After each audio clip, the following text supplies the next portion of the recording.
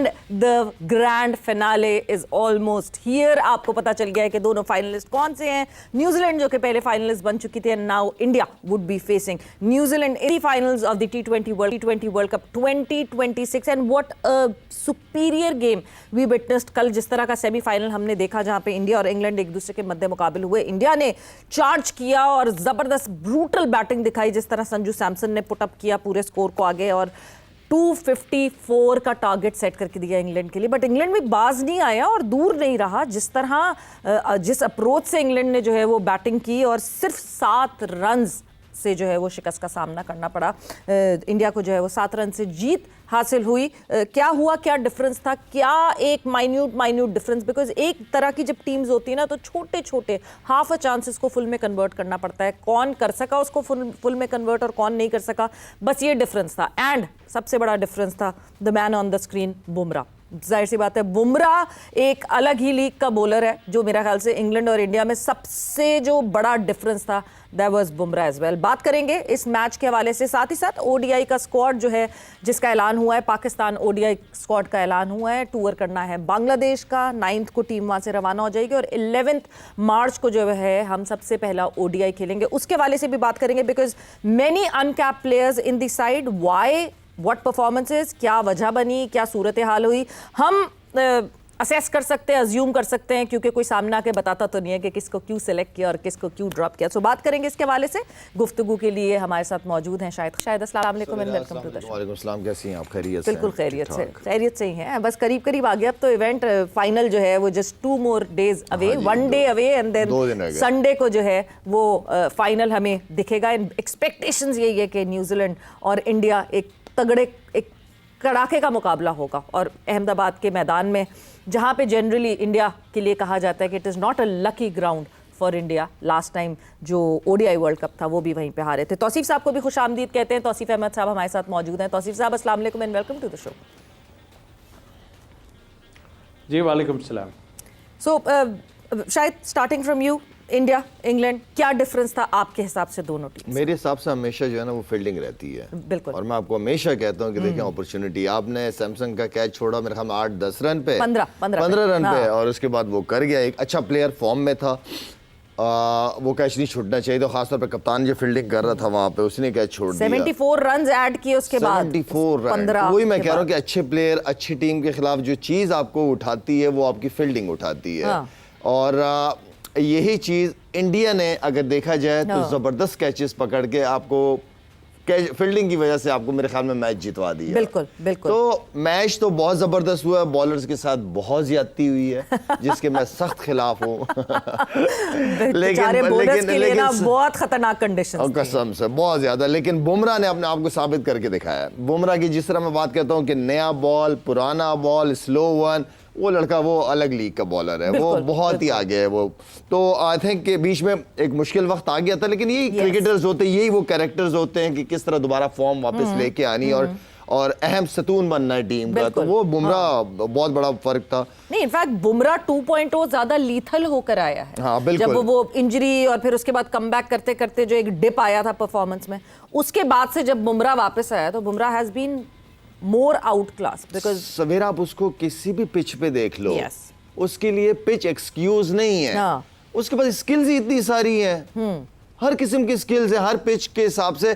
अपने बंदा वो होता है कि बॉलिंग करते हुए ना पिच रीड करे कि यार आज मेरी कौन सी बॉलिंग, कौन सी स्किल्स काम आएंगी। वो उसी तरह ओवर के अंदर 4 स्लो वन मारने पड़ते हैं, वो भी करता है। स्विंग, सीम, यॉर्कर्स, इस जैसी यॉर्कर्स काफी अरसे से मैं कहता आ रहा हूँ, इस जैसी यॉर्कर्स मैंने नहीं देखी। बिल्कुल। और मतलब राइट टारगेट के ऊपर ऐसा लगता है कि it comes so flawless to him. वो इतने फ्लॉलेस तरीके से जो है वो बॉलिंग करते हुए आपको दिखते हैं। तौसीफ साहब, आपको भी मैं इस कॉन्वर्सेशन में एड अप करूंगी। हैरी ब्रूक का वो एक कैच, जिस तरह शाहिद ने कहा कि fielding was the major difference between both the teams. एक वो पीछे भागते हुए जो अक्षर पटेल ने वो कैच लिया हैरी ब्रूक का, और उसके बाद एक रिले कैच लिया विल जैक्स का, जो कि अर्शदीप के वाइड पे वाइड करते हुए, और फिर वो जो है अक्षर ने जो है वो दुबे को उसका कैच दिया और वो रिले कैच हुआ। ये दोनों आपको लगते हैं टर्निंग पॉइंट्स थे? जी हाँ, बिल्कुल। 2 दिन में हमने बड़ी ज़बरदस्त क्रिकेट इस फॉर्मेट की देखी। और क्या बात है, और जिस तरह की मार लग रही थी वाकई अफसोस हो रहा है बॉलरों पर ज़रूर, बट वही एक अच्छा बॉलर है जो ऐसे टाइम में अच्छी बॉलिंग करे, और जाहिर है हर वक्त उन्हें अपने मतलब की चीज़ें नहीं मिलती, और वो बुमराह ने कर दिखाया जैसा कि अभी शाहिद ने बात भी की है। तो मेरा ख्याल है कि फील्डिंग ने कल मैच को इधर से उधर कर दिया, दोनों ने ज़बरदस्त क्रिकेट खेली, और पता चल गया जैसा कि शाहिद और हम सब बात करते हैं कि भाई फील्डिंग जो है ना, और इस फॉर्मेट में ख़ास तौर पे फील्डिंग जो है वो बहुत काउंट करती है। और कल नज़र आ गया अक्षर ने जो कैच किए हैं, और हाजिर दिमागी जो है ना वो बड़ी ज़रूरी है इसमें। आप देख लें कि इतनी ऐसा कैच जो मैं नहीं समझता कि हर कोई इस तरह कर पाएगा, और फिर इतना कि मैं वहाँ से गेंद को थ्रो करके बाउंड्री से मतलब पुश करके जो है फील्डर सामने उसको फेंक दूँ। तो ये मेरा ख्याल है एक्सीलेंट ज़बरदस्त क्रिकेट खेली है, लेकिन इंडिया को पता चल गया कि इतने रन्स जो है ना सेफ नहीं होते, मालूम पड़ गया है। और मेरा ख्याल है कि वो सोच भी नहीं रहे थे कि शायद ऐसा कुछ होगा। ज़रूर शुरू में विकेट्स ले लिए, थोड़े से 25 रन बनाए बटलर ने, थोड़ी सी फॉर्म उनकी नज़र आई हमें, लेकिन बहरहाल उसके बाद बेथल जो खेले हैं वो भी एक्स्ट्रा ऑर्डनरी, मेरा ख्याल है वो एक्स्ट्रा ऑर्डनरी। बस ये समझ लें कि वो ओवर वाकई जो है बचा गया, वरना तो काम उतर गया था मेरा ख्याल है। वो जो तौसीफ भाई, अगर आपने देखा वो लड़का क्या है जिसने सॉस का इंग्लैंड का बेथल जिस बॉल पे वो आउट हुआ है ना, अगर आप वो रिप्ले में वो शॉट देखेंगे ना, उसने जोर ही नहीं लगाया उस पे, उसने हल्का सा फ्लिक किया है, हल्का सा पुश हो जाता ना, वो वहां पे छक्का था, बिल्कुल बाउंड्री लाइन पे कैच हुआ है वो। अगर उसकी आप विकेट देखें, उसको वो शॉट वहां से अगर वो लग जाता ना छक्का, वो मैच भी ले जाता, ये मैं बता रहा हूँ आपको, वो मैच ले जाता, वो जिस तरह खेल रहा था।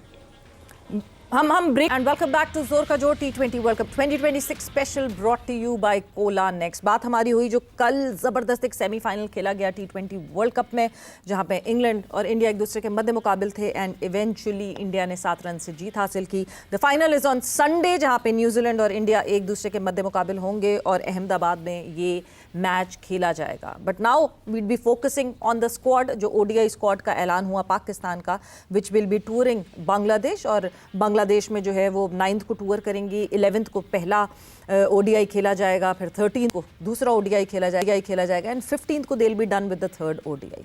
अब जो उसका स्क्वाड है उस पर बहुत सारे रिजर्वेशंस हैं लोगों के, कौन क्यों आया, किस परफॉर्मेंस पे आया, किस वजह से आया, वो सारी चीज़ें जो हैं उस पर ज़रा हम आगे अब बात करते हैं। बिकॉज कौन कौन से प्लेयर्स हैं और कितने प्लेयर्स हैं एक्चुअली जो कि अब इस स्क्वाड का हिस्सा बन रहे हैं। शायद ऑलमोस्ट 6 अनकैप्ड प्लेयर्स आपको दिख रहे हैं इस पूरी लिस्ट में, और जो नए नाम दिख रहे हैं उनकी बेसिस पे बहुत कुछ ऐसे प्लेयर्स हैं जिनको प्रूफ करना बड़ा मुश्किल है कि वो क्यों हैं स्क्वाड के हिस्से। सवेरा, पहली बात तो ये है कि जब भी टीम अनाउंस होती है, एक प्रेस कॉन्फ्रेंस होती है, चीफ सेलेक्टर आते हैं, बैठते हैं। गॉन आर द डेज, पता नहीं कब होती थी, पता नहीं समझ से बाहर है कि किस डायरेक्शन में किस जा रहे हैं। कोई एक चीफ सेलेक्टर होता है, सिलेक्शन कमेटी का पैनल बैठा हुआ होता है, टीम अनाउंस की जाती है, मीडिया वाले सवाल पूछते हैं कि आप इसको लेके आए, इसको बाहर बिठाया, क्यों बिठाया, वजूहात, तो क्लियर हो जाती है पिक्चर सारी।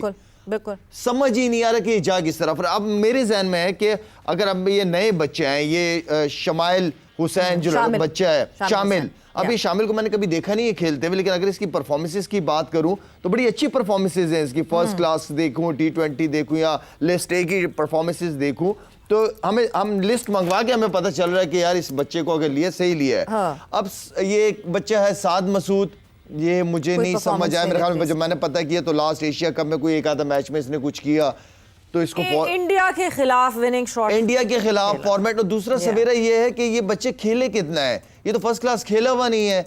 अगर ये शमाइल की मैं बात करूं तो इसने चलो 26 मैचेस फर्स्ट क्लास खेले हुए हैं। हाँ। इसलिए तो फर्स्ट क्लास खेला हुआ ही नहीं है बच्चे, ये तो सिर्फ लिस्ट एक ही कुछ मैचेस खेला हुआ है। साद ने 3